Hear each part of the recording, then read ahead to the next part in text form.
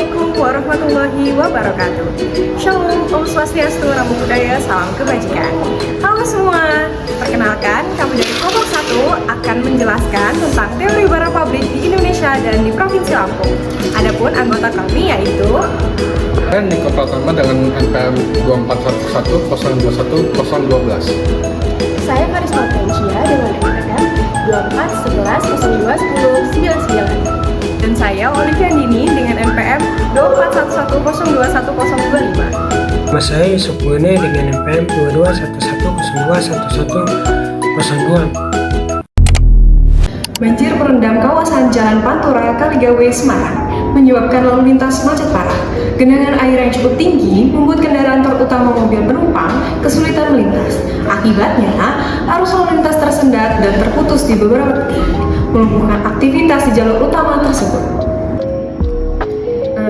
Apa sih hubungannya dengan barang pabrik? Kasus banjir di Kaligawe merupakan manifestasi nyata dari kegagalan pemerintah dalam peran utamanya sebagai penyedia dan pengelola barang pabrik. Jalan dan sistem drainase yang baik adalah barang pabrik yang esensial untuk menunjang pergerakan ekonomi dan masyarakat. Ketika barang-barang pabrik ini tidak terpelihara atau gagal berfungsi, dampaknya langsung dirasakan oleh banyak masyarakat. Secara bersamaan, dalam bentuk kemacetan, kerugian ekonomi, dan penurunan kualitas hidup. Oleh karena itu, solusi untuk masalah ini harus didekati sebagai solusi untuk memperbaiki dan meningkatkan kualitas barang pabrik, bukan hanya sekadar menanggulangi banjir sesaat. Hari ini saya akan membahas tentang dampak pembangunan tol terhadap lahan pertanian di Kulon Progo, Yogyakarta. Kasus ini menunjukkan bagaimana pembangunan infrastruktur bisa mengaruhi petani, lingkungan, dan ketahanan pangan. Pertama, alih fungsi lahan pertanian produktif. Banyak sawah beririgasi teknis berubah jadi jalur tol. Akibatnya produksi beras menurun dan petani kehilangan sumber penghidupan. Kedua, kompensasi tidak merata. Banyak warga merasa nilai ganti rugi tidak sesuai dengan harga pasar. Prosesnya lama dan sebagian warga akhirnya melakukan protes. Ketiga, dampak sosial dan lingkungan. Relokasi warga yang menyebabkan hilangnya jaringan sosial seperti tetangga dan pasar lokal. Selain itu, hilangnya sawah berarti hilangnya daerah resapan air, meningkatkan resiko banjir dan kekeringan. Keempat, minimnya partisipasi masyarakat. Banyak warga merasa tidak dilibatkan sejak awal, sehingga muncul ketidakpercayaan terhadap proyek pemerintah. Beberapa solusi yang bisa dilakukan antara lain, yang pertama, kompensasi adil dan transparan dengan appraisal independen. Yang kedua, lahan pengganti dan pelatihan ekonomi bagi petani terdampak. Yang ketiga, perlindungan lahan pangan berkelanjutan atau LP2B agar sawah produktif tidak terus berkurang. Yang keempat, kajian lingkungan yang lebih menyeluruh, termasuk dampak sosial dan tata ruang. Yang terakhir, partisipasi publik yang lebih kuat dengan melibatkan petani, LSM, dan kampus lokal. Pembangunan tol memang penting untuk kemajuan ekonomi, tetapi harus dilakukan dengan cara yang adil, partisipatif, dan berkelanjutan. Kalau tidak, yang hilang bukan hanya sawah, tapi juga masa depan ketahanan pangan dan kesejahteraan petani. Coba bayangin, setiap hari 800 ton sampah menumpuk di satu tempat di Bandar Lampung. Bau menyengat, air tercemar, dan tumpukan sampah makin tinggi. Tempat itu adalah TPA Bakung, fasilitas publik yang seharusnya menjaga kebersihan kota, tapi kini justru menjadi ancaman lingkungan. Nah, di video ini saya akan membahas bagaimana TPA Bakung menjadi contoh nyata barang publik yang menghadapi banyak tantangan. TPA Bakung terletak di Kecamatan Teluk Betung Barat. Setiap hari tempat ini menampung sekitar 800 ton sampah dari seluruh Bandar Lampung. Masalahnya, luas TPA hanya sekitar 14 hektar dan sekarang sudah penuh atau overload. Sistem pengelolaannya juga masih open dumping, jadi sampah hanya ditumpuk tanpa pengolahan. Dari kondisi itu, muncul banyak masalah. Pertama, pencemaran lingkungan, karena air lindi mencemari tanah dan udara penuh bau busuk. Kedua, gangguan kesehatan bagi warga masyarakat. Ketiga, kesadaran masyarakat rendah, jadi masih banyak yang belum bisa memilah sampah dari rumah.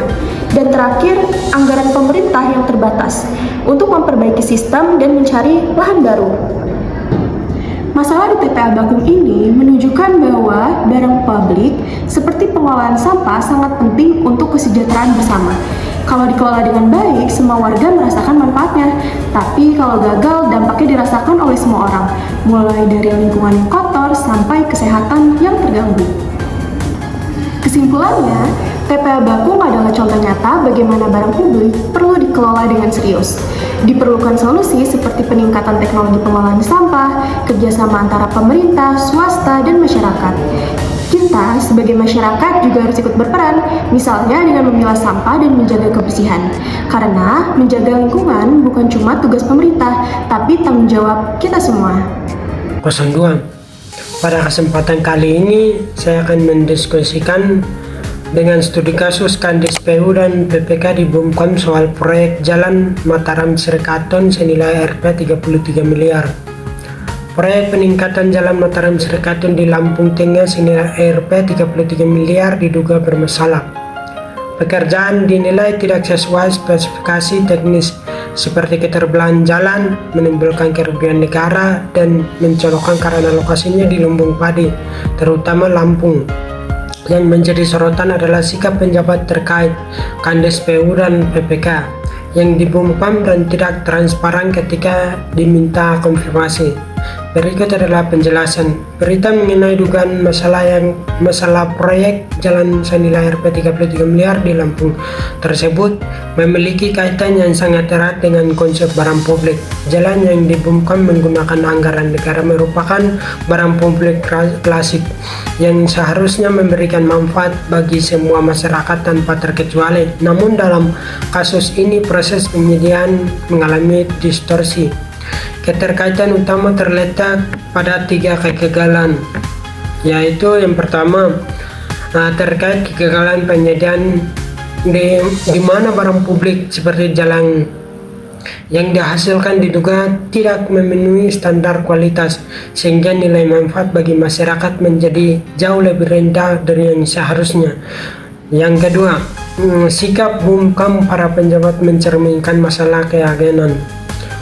Mereka sebagai wakil rakyat akuntabel kepada publik yang dananya mereka kelola.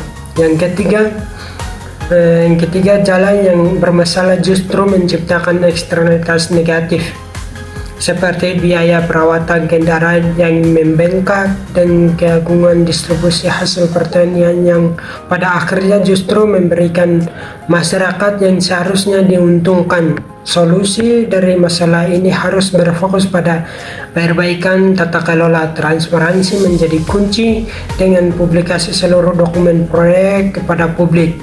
Hal ini harus diikuti dengan pengawasan partisipasi.